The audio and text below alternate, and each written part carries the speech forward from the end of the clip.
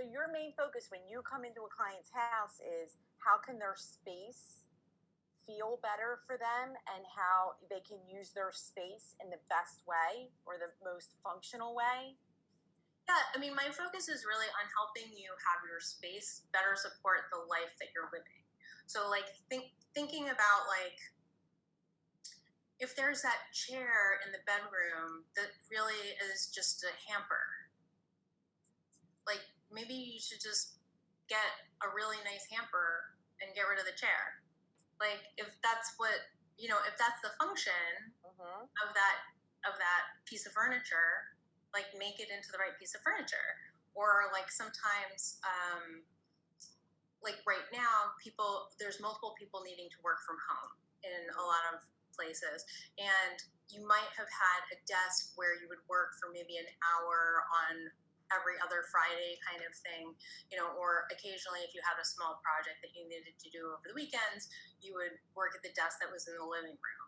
But right now, if your kids are home and you're working an 8-hour day, you might need to like move that desk situation into the bedroom or into a guest bedroom or a place where you have a door that you can close, because you're going to need to concentrate, and then your partner can take care of the kids for a little bit of the time and you guys can switch.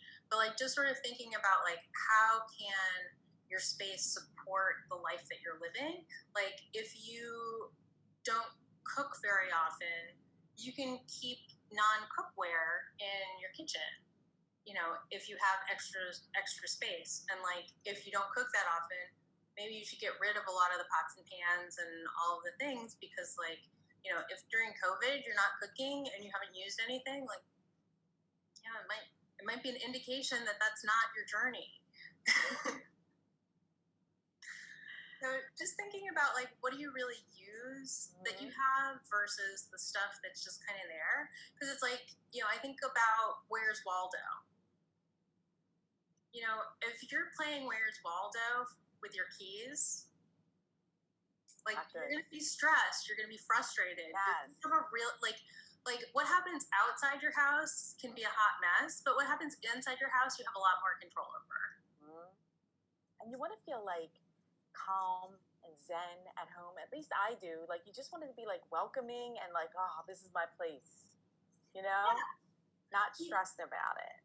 Yeah, and you want like, when you have people, I mean like again, post COVID, like when you have people come over and you open up the coat closet, you want to be able to hang up their coat.